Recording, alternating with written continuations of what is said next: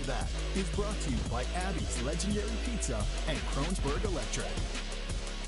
Well, good evening, Central Oregon, and welcome back. I know you're as excited to be here as I am.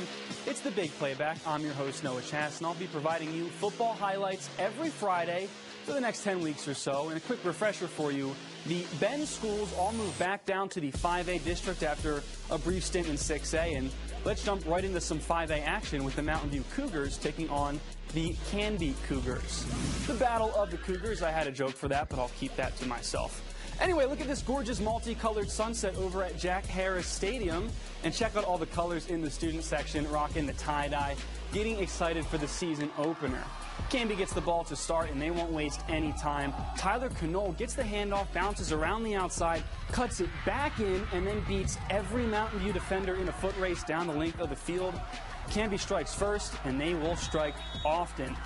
Mountain View looking to respond now. Quarterback Connor Crum is going to scramble to his left looking for a receiver, and he finds Grayson Long Arms Harms, who reels in the one-handed catch. Hands the ball back to the ref like a gentleman. Here you go. First down, but no points from this drive. Back on defense now. Parker Ackerman is scrambling.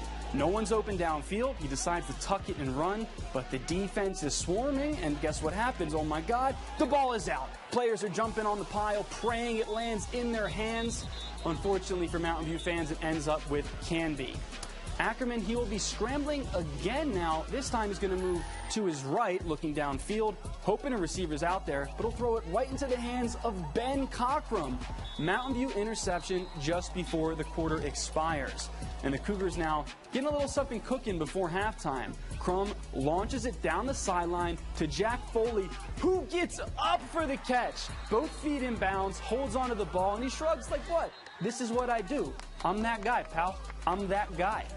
Unfortunately, the Cougars from Canby were that guy tonight. Mountain View almost came back but lose 21-18.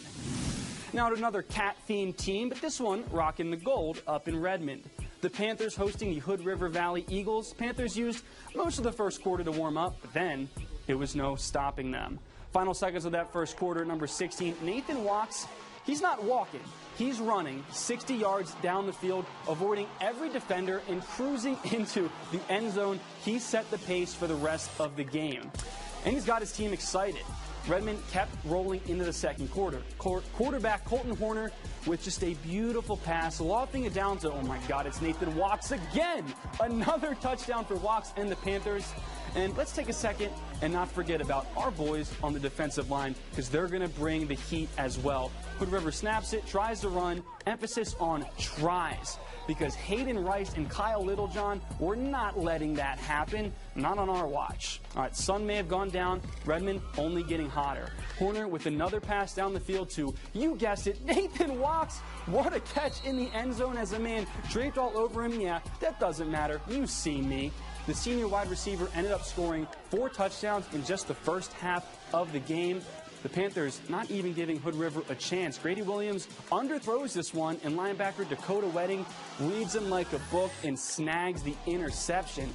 Panthers feel themselves a little bit heading into the halftime. I don't blame them.